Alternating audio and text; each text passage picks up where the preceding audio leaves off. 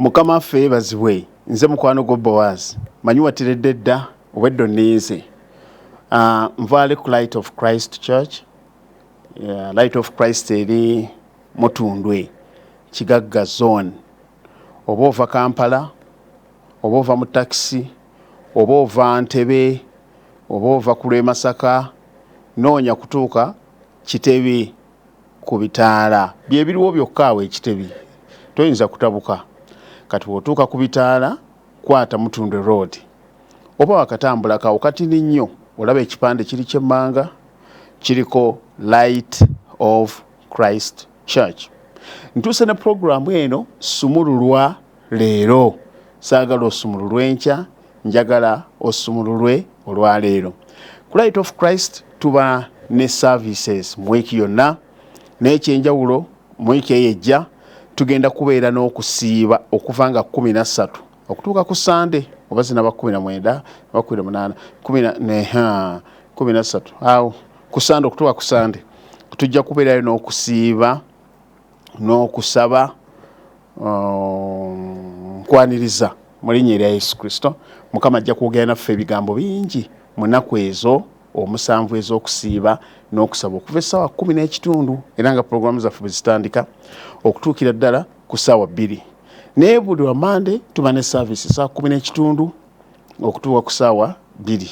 Tuwayo wiiki maaso ga Mukama. Ku Lwokusatu tuba ne service ssaawa 10:30 paka 2 ebeera ya kusumululwa. Ku Lwokutaano ssaawa 4 za counseling. Oba watuuse dda kati awo eba yatandise dda si lwojja, oba watuuse dda kati ng'etandise. Ate ku ssaawa 10:30 ku Friday era tuba ne service 10:30 paka 2. Ku Sunday tuba ne service 3. Esooka etandika 2 paka ssaawa 3 n'eddakiika 55.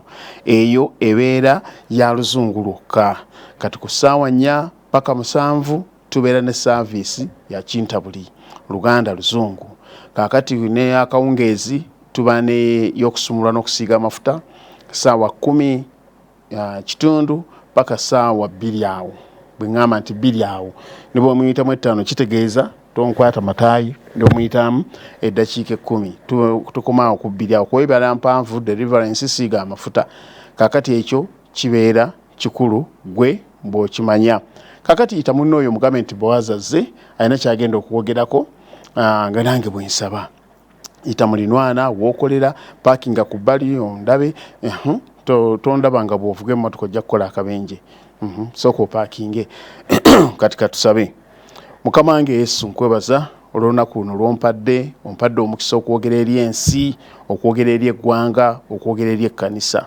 Nsaba Omwoyo Omutukuvu ajje angeziwaze bwe mba nga sibadde wakwogera bulungi. Omwoyo Omutukuvu annyambe njogere bulungi, nyamba omukyalo oyo oba omwami oyo. Yamba Abasiraamu, yamba Abakatuliki, yamba abalokole, yamba aba Seventh Day, yamba abatannaba kukkiriza bonna batuuke mu kutegeera ne mu kumanya mu linnya erya Mukama waffe Yesu Kristo. Amiina, amiina era amiina.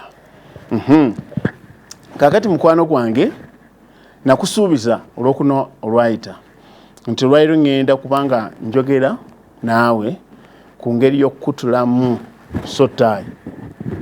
Naddala kati bwe ŋŋamba okukutulamu sotaayi tukutula unholy, ungodly, evil sotais. Ze tuba tukutula eya Katonda tujja girekayo. Tujja girekayo naye era n'eya Katonda nina kye nagamba genda okebere mu programu eri eyayita. Kati bwe tubanga tukutula sotaayi ekisookera ddala eri eya Setaani eteri ya bwa Katonda, tulina okulowooza kibi ki kye twakola ekyaleeta sotaayi eyo okubeerawo. Sotaayi eteri ya bwa Katonda eva mu sins, ereetebwa sin. Sin kijjo wakomiitinga eyaleeta sotaayi, girowoozeeko. Kati bw'omala ogirowoozaako gyenenye, beera mwesimbu nga weenenya, kubanga Katonda akebera mutima. Akebera mutima. Laba mulage nga bw'oli omumenyefu olwa sin eyakolebwa eyavaamu sotaayi. Ekimu ku bintu ebireeta ungodly sotaayi okubeerawo. Omuganda alina ekintu kyayita obwenzi n'obukaba, ebintu ebibiri, obwenzi n'obukaba. Obukaba bujja abantu abatali bafumbo bwe basalawo okweyisa nga abafumbo, n'oluusi nga n'ekigendererwa ekyokufumbirwa tebakirina. Buli omu agenda kutaasa munne, buli omu agenda kunyumirwa bulamu. Biringa ebitono, biringa ebyangu ebyakiyita mu lujja, naye eddakiika 2 eddakiika 3 z'omaze n'omuntu ziyinza okukuleetera okutawaana mu bulamu bwonna, zikuleetera okufominga ungodly sotai. Ate obwenzi kyo kijja omuntu omufumbo bw'asalawo okugenda okuliira ebweru w'ekisibo, n'aleka ekisibo kye n'agenda neerabamuko n'omuntu naye ng'abadde mufumbo. Kati bw'oba oli mufumbo n'okola bw'otyo ofominga on top of the other sotai gy'obadde naye ya godly, katugemu badde bafumbo ba mu kkanisa bwennyini, n'otambulako ebweru ofominga sotai eteri ya bwakatonda. Kakati olina sotai ezo 2 oba 3 oba 4. Kati ekiva mu ekyo otandika okuwulira omusajja omufumbo oba omukazi omufumbo ng'atandika okwerogoza ng'agamba nti nze bannange ono omukazi gwe nnina natomera si yali owange, omusajja gwe nnina natomera si yali owange, olw'ensonga nti sotai eri endagi yayongereza ku gy'alina emuleetera dreams.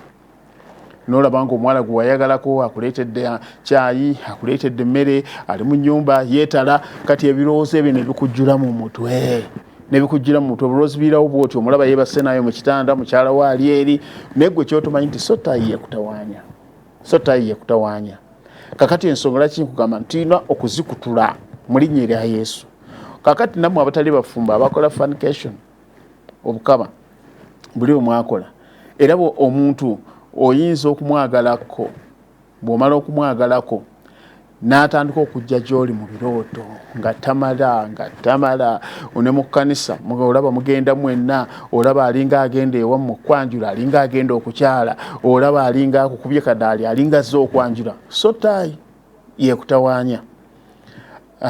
Oyo kakati kyenvudde gamba nti olina okusooka okwenenya kiki ekyaleeta sotai eyo. However, waliwo sotai eziri ungodly nga tezitondeddwa lwakubanga weegasse n'omuntu. Ekyo nakyogerako n'emabega. Omuntu oyinza okuba nga watandika oku-idolizinga omuntu, n'otunula omuntu n'omwagala nnyo, n'otandika okufantasizinga, n'omulaba singa akuwasa, singa akutwala eka, singa nno yabadde omwami, singa nno yabadde omukyala. Kakati ebirowoozo byo byatandika okusinza omuntu oyo, ne mu birooto byajja, ne mu kkanisa ajja, olaba nga yalina okubeera omuntu omutuufu. Naye nga amazima gali nti sotai gye wateekawo mu kuyita mu okwa-idolizinga kakati yeekutawaanya.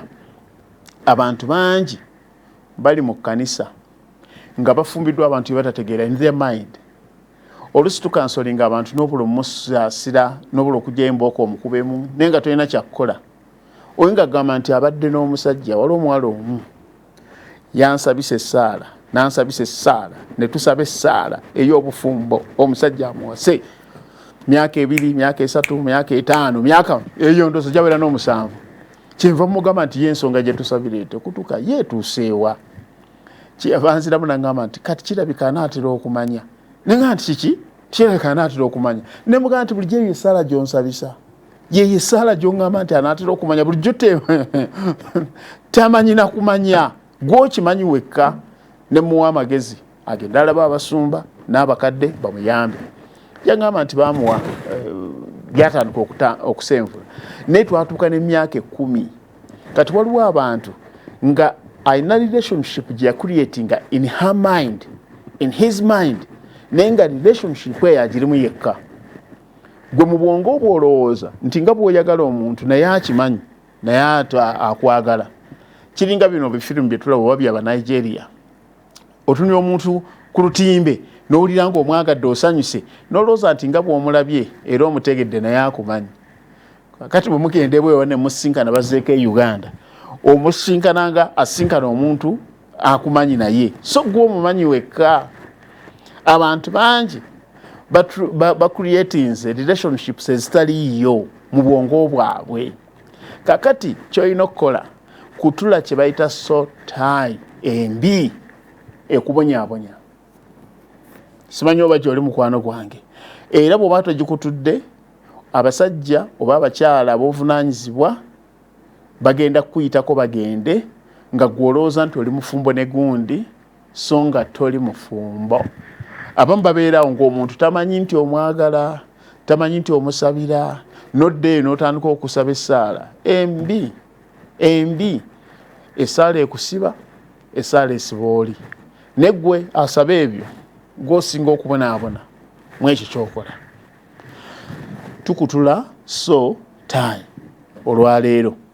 Kaakati togoba mukyala wo waka olw'okuba oli gwe wayagalako buli kaseera gw'olaba mu birooto, kaakati otandise n'okulaba nga wagenza okuweereza oli n'oli. Eyo so tie eya sitaani. Gikutule ey'ekizikiza gimenye mu linnya erya Mukama waffe Yesu. Kati oyinza okuba nga oli awo nga wafunayo ku birabo. Amazima gali nti baakuwa ebirabo, omuntu oli eyakuleetera okuyingira mu so tie, era ng'ebirabo ebyakuweebwa byayamba kinene nnyo okuteekawo olutindo oba okusima omusingi gw'ogwakuyingiza mu ungodly evil so tie. Era amazima gali nti singa tebyali birabo wali ogaanye naye omwana yakkirira ekasawo n'akugulira ettaka, n'akugulira vitis, n'akuwa emmotoka yo weevuga oli muli, n'akuwa haliya ovuga oli muli. Ayina ebirabo bye yakuleetera bingi obirina. Yakuwa empete ya zaabu, yakuwa empete ya diamond, yaleeta ng'ebimuli byonna wabitimba. Wali olinga agenda okukola ki? Agenda okukola edduuka ly'ebimuli, yabiteekaawo byonna. Yakuwa obuleega bwonna obulina. Kakati ebintu ebiringa ng'ebyo byekutuleko, byeggyeko. Bw'obanga oyinza, kankozesa endoozi ekigambo ekyo kubanga abantu abamu balaba ng'oyagala okwekutulako so tie naye ate nga n'ebyo baakuwa nabyo obyagala. Owulira tolina gabyeggyako. Naye nze nandigambye nti ebintu ebiringa ng'ebyo byeggyeko. Lwaki obyeggyako? Buli lwe bibeera awo kabonero akajjukiza Katonda nti olina ensobi gye wakola. Bwe bibeera awo byongera okunyweza so tie. Omusajja oba omukazi ayongera okukubaako n'obwannannyini olw'ebirabo bye yakuleetera by'opayirinza awo. Era n'omusajja bw'abyogerako owulira mwagala kulwana, omukazi bw'abyogerako mwagala kulwana, ebimu wabifunira n'essaliramba ly'osiba obulungi n'obiteeka omwo. Ebirabika wabwe n'etteeka tebabikwatangako. Ne bw'oba oyagala okubeera ow'eddembe, ebintu ebyo byeggyeko. Bwe biba nga birina monetary value, nga birimu ssente bizitowa, bitunde ku market value, market price. Market price kyeriwo kaakati. Byeggyeko. Ettaka litunde ogule eddala. Totunda nga togenda kugula ddala. Tunda ogule eddala. Motoka gitunde oyongereko ogule endala. Bw'obanga oyagala okukutula so tie, weggyeko ebintu byonna ebijjukiza Katonda ekibi kye wayingiramu. Weggyeko ebintu byonna ebyaforminga diabolic, evil, ungodly, wicked so tie. Gwe kiyite nga bw'okyagala kyonna. Genda ng'obyeggyako. Oli yakuwa empeta ya diamond, ogiraba erimu obukadde, gitwale mu maduuka gye batunda diamond, ogibaguze bakuweemu endala eteriiye ofune eyo kaakati. Ebintu ebimu biyinza okukaluba okuzzaayo ng'obuleega, ng'empale bwasambalamu nadda, ne bwe batosobola kuzookya. Kyemba nkugamba kaakati kiri kimu, kuba empale ezimu ziriko n'amannya g'omusajja, n'obuleega buliko amannya g'omusajja olina erinnya zirimenya muteeweta yaliwandiika ku mpale eyo n'agikuwa n'oyambala n'amala n'akusaba naga nti genda onyambalyemu nabo baikutuuse bulungi n'ojja n'omulaga n'obuleega buli bwe butyo. Ebintu ng'ebyo kaakati oyinza okuba nga tosobola kubyokya.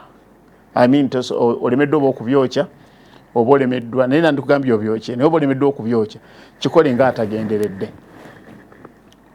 Bwe tuba tugabira abantu ebintu abali mu bwetaavu eyo ezo empale zo n'obuleega byoze bulungi biteeke mu jjiiki otegere nga tolina gwogenda kusiiga kandido oba kiki byonna biteeke mu jjiiki nga tolina kugenda kusiiga sifurizi biteeke mu jjiiki byoze bulungi. Kakati mu biteeteeyi by'onooleeta mu sikaati z'onooleeta n'obupale buteeke omwo. Zikya lumu twagenda okubuulira enjiri abantu ne batuwa zigomesi ne batuwa zimakisi naye kyenyagala okwogera ku kyekya gomesi abawala nga bana basalanga mu gomesi egi buli omu afuneko kiyeekola kiyeezingako ekiba kiyita kwambala nakyo naye afune kyebikkako. Yes, kyekigambo ekituufu afune kyebikkako. Kakati naawe obupale bw'oyinza okubuoza bulungi n'obuteeka mu bantu abalina obwetaavu ne bagenda babugaba neggwe ne bukuvaako. N'omulembe guno waliwo abantu bangi abagula empale eziva ebweru ez'omunda nga tofuddeyo kumanya oba kyewuli ekyali kimuluma. Waliwo omugwe manyi yagula empale ey'omunda naye takula kwabula kata afe. Neggwe kyenvudega nti byoze bulungi bitukule. Ekyo okutunda ebintu ebikadde tekisoosereyo tekitandikidde Uganda kiteeke mu bintu ebikadde. Neffe kye tukola tukutula sotaayi bisikaati ebyo byonna bracelets zeyakuwa ziriko amannya ge yenjogera ekinecklace kuliko amannya ge ate temuli mwenna byejjeeko mwerabire bwe kiba kisoboka n'essimu ye giblockinge kubanga kye tunoonya twagala bulamu bupya Katonda bw'ayinza okukuwa obeere musajja obeere mukazi ng'owulira otambula ng'oli wa ddembe mu linnya erya Mukama waffe Yesu Kristo. Naye bwe mba njogera ku sotaayi n'ebintu eby'okuzza eri abantu kati sitegeeza ku bantu abali mu relationship nga relationship eyo emanyiddwa n'abazadde bagimanyi era nga relationship eyo egenda kuvaamu obufumbo. Ebyo si bye njogerako. Ebyo ebintu bakuwadde mu relationship eyo ebyo byo tebirina evil sotaayi gye biforminze kubanga ebintu byammwe bitambula. Oluusi nyinza nga njagadde omuwala katugambe nengenda nenyamba ku maama we nembugula n'ettaka kubanga omuwala mwagala ne maama talina waabeera. Kakati ekintu kyenkoze muntu gwe ngenda okuwasa tekiforminga evil sotaayi.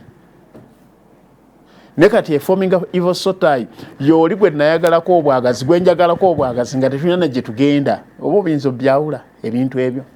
Naye ono kaakati ndabye taata yeetaaga entebe mu nnyumba kubanga bwe tunajja okukyala tunaatuulawa nengula entebe nengula ttanka kati ebyo tebiforminga evil sotaayi ebisigala mu bwa Katonda kubanga kino kitutuusa ku bufumbo buli bwennyini Katonda bwakola ki bwayagala.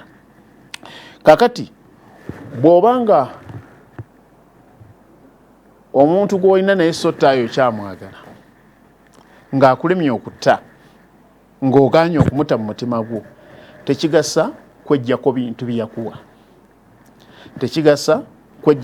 byeyakuwa kakati kubanga ne bw'onoobijjako ate ajja kudda addemu oyo abeere naawe sotaayi esigale nga y'amaanyi esigale ng'egenda mu maaso.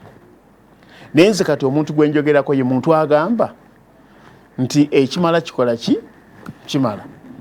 Njagala zirimenya nte njagala muteeweta ndeke gana amannya sina gwe njogerako gazze buzi ayinza okuba Okero ayinza okuba Odongo ayinza okuba Kanyamuhanda nenze gano ge njagadde okwogerako.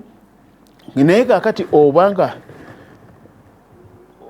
gw'oyagala okugita sotaayi owulire kutami olina okusooka okwenenya n'ova n'ebikolwa byonna byewali okola n'omuntu oyo ebyaleetera sotaayi embi okubeerawo. Olina okutandika okubijjako byonna n'osaba Katonda n'akuwa ekisa kye Mubutuufu ojjeko ebintu byonna ebijjukiza Katonda nti wali okoze ne ku nsobi. Byejjeeko. Abantu ebintu bye baleeta oluusi bibaako obusibe bwabyo emabega. Ate ne bw'oyagala ku muntu. Eri omuntu akugamba kaati ng'owulira nti nze teryanjagalako nandekawo. Ye, kati n'ogenda ng'okimanyi ky'oyingiramu nti teryanjagalako nandekawo. Gw'obiyita byakuzannya. Naye abantu balina obuwonge bwabwe mu bulamu balina ebintu bakola. Balina ebintu bye bakola. Ebintu ebyo bo bamanyi nti bibalwanirira biremesa omuntu okubeera ow'eddembe. Kyobola omuntu agenda n'akoma eyo n'asigala ng'anoonya omusajja weeri mu kayumba ak'essubi ke nayogerako n'ebakolera ebiki byonna. Owulira nga waliwo somebody in your mind. Kakati njagala okutegeeza mukwano gwange oluusi olina ebintu bingi awaka. Nagambye empale ziriko amannya ga Muteeweta, yakuwa ekitanda kiriko amannya ga Muteeweta, bed cover mannya ga Muteeweta, obuleega mannya ga Muteeweta. Naye ate olina oyambadde ebintu ebyo, osula ku bintu ebyo, naye ate oyagala Michael. Kakati Michael ajjata mu kitanda kya Muteeweta. Pants zoyambadde ziriko Muteeweta. Buli kimu kyonna kiriko Muteeweta. Malirira. Wejjeko ebintu ebikulemeseza okubeera ow'eddembe. Sitaani ayinza okukola obuzannyo obwo n'otuuka okufa nga tosetolinze wantu wonna. Naye ggwe kiri gy'oli okusalawo n'ogamba nti kakibe ki wano sisukkawo na muntu ono. Sisukkawo. Catherine Kuhlman nabagamba yayogera ekigambo nti ne Katonda akimanyi nti omuwendo omunene gwe nali nsinze okusasula olwa Kristo kwali kuleka Mr. namubabuulirako musajja yajja nga evangelist, mubuulizi w'amaanyi, musajja alabika bulungi, musajja muwanvu, yali mufumbo. N'amala omwezi mulambe wa Catherine Kuhlman ne bagwa mu mukwano. Omusajja n'addayo n'ayawukana ne mukazi we, divorce. Najja nawasa Catherine Kuhlman. Mu kuwakanyizibwa okwali okw'amaanyi ennyo, Catherine Kuhlman n'afumbira omusajja oyo. Naye abantu nga bawakana, Katonda ayogera naye Catherine agandde ku musajja. Lumu aba atambula ku street emungi erabidde n'afutuka ali ekipande nga kiriko nti dead end. Omwoyo wa Mukama n'ayogera naye nti Catherine bw'osukkaano oba nkutadde oba owedde simanyi. Naye yamugamba nti bwe natuuka ne ndaba ekipande ekyo nga ndi ku evening walk ne mmanya nti kati ebyange bibi. N'akomawo eka n'agamba omusajja nti darling, okimanyi nkwagala nnyo, oluusi nkwagala n'okusinga Katonda, oluusi nkwagala n'okusinga bwe neeyagala, naye kaakati ekintu kiri kimu, Mukama ampisa amafuta agali ku nze teganta. N'amuleka ne bakaaba ne bakwatagana abo, buli omu n'akaabira munne, ennaku ng'ebula okubatta.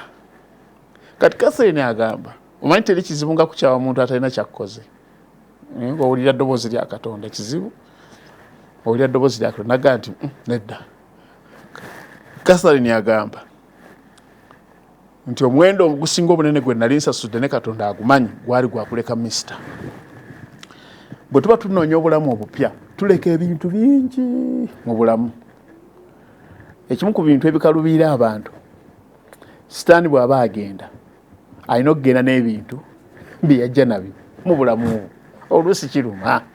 Naye nze nakuwadde ekintu ekyangu nti oyinza obutabisuula kasasiro, genda obitunde, ojjamu ssente ogula ekirala, genda ogabire abaavu. Era ojja kuba obyerabidde. Flasika ye eriko wano Muteeweta gye mbadde ndaba buli kaseera, eriko n'amazzi gye wangulira. Bwe mba sikyagirabako nja kuwulira emirembe mu bulamu bwange. Simanyi owulira ekigambo kye ggamba. Kaakati jjawo ebintu byonna ebijjukiza Katonda nti olina ensobi oba olina ensobi. Ekintu kyonna ekyaleeta Sotayi okubeera nga ebeerawo, ekyo twagala tukijjewo mu linnya ettukuvu erya Mukama waffe Yesu Kristo. Ebintu bye mwewanga mu nsobi ebyo byonna byonna bijjeeko mu linnya erya Mukama waffe Yesu Kristo. Oyinza okubeera ng'oli awo ng'oli yakuwandikira ka message. Kaakati ennaku zino si bbaluwa ze zikola. Ennaku zino WhatsApp, email, ebintu bingi, TikTok. Kaakati nga ekintu ekyo kye bakukola wakisevinga n'okukisevinga aleeta flash n'okiteekako kakati kimaze emyaka mingi wakikwekeye awantu eyo message gijjeeko gideleting gijjeeko ebintu ebikujjukiza edda zaalinga bbaluwa nga tukyali baana bato nga mwewandiikira obubaluwa n'okakweka wala nnyo ebyaliwo biro bya butamanya era ebyo Katonda tiyabimanya naye kati ng'omanyi lwaki weeteekako ekintu ekikuleetera omusango singa Kristo akomawo ekiro n'akubuuza ku kamessage ako n'oyogera otya ebintu ebifaanana bwe bityo byonna bibakozeekoze bibakuweereza ebintu ebimu bikyamu nnyo omanye ebiseera bino bye tulimu birina technology introducing ebintu bingi nnyo kakati oyinza okuba nga balina ekintu kye baakuwa nga gwe buli kaseera osooka n'olabako otule ntuleka tujja ovaayo n'otunulako ekiro boli yakuweereza ekintu okyagala okukamala kiri ku simu kiri ku kompyuta bw'otuuka nga tonatandika kukola mirimu osooka kuja openinga n'osooka okiraba n'obulya ng'owewedde emirimu ne gijja bw'otuuka eka osooka kuggulawo n'osooka okiraba emirembe ne giryoka gikujjako ekiro teweebaka nga tonnaba kirabako sotayi gikutule nga tennaba kukuzikiriza mu linnya ettukuvu erya Mukama waffe Yesu oba bimuli ebyo byonna biriko amannya go bijjeewo togenda kukola dduuka ebyo bintu byonna byetaaga ku destroyinga omala okiliininga eyo mind ogamba omwoyo omutukuvu ayite mu bwongo obwo otandika okuboninga n'omuntu gw'olina ekyo kirookolooko sitaani kyeyakuteekamu kitandika okuvaamu osobola okuddamu okubeera ow'eddembe naye eddembe lirina price okubeera ow'eddembe mu Kristo kirina price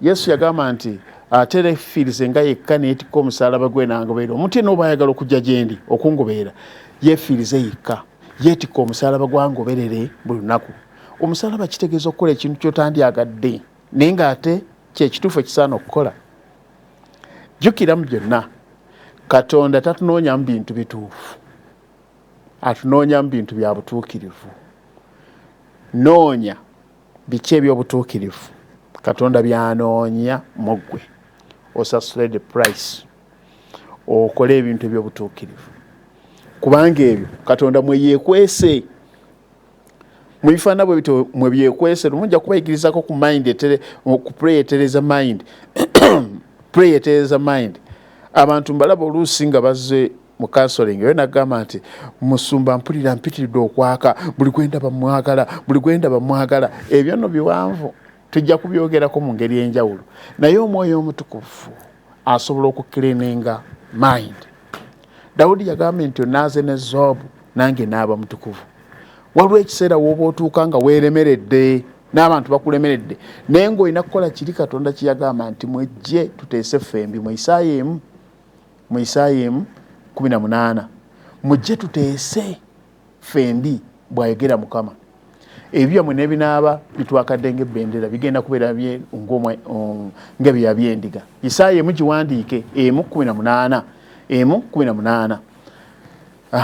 kakati ekyo bw'omala okukikola olugendo lwaffe olw'okusumula okuva mu sotayi lujja kuba lutandise ndowooza Mukama bw'anampa omukisa n'obulamu bwe nadda mu puroguramu endala era ngenda kuba nga njogerako naawe ku sotayi eno kuba waliwo bye tutannaba kutuukako njagala obeere wa ddembe mu Kristo Yesu olyengo lwa ddembe nkwagala nnyo nse Boaz nvaali ku Light of Christ Church mutundwe Kigagga zooni awo toyinza kutubulwa ndisanyuka bwe ndikulaba n'ogamba nti nze nakulya ku TV Dream TV nkwagala nnyo tofanga nga tolokose Mukama kuume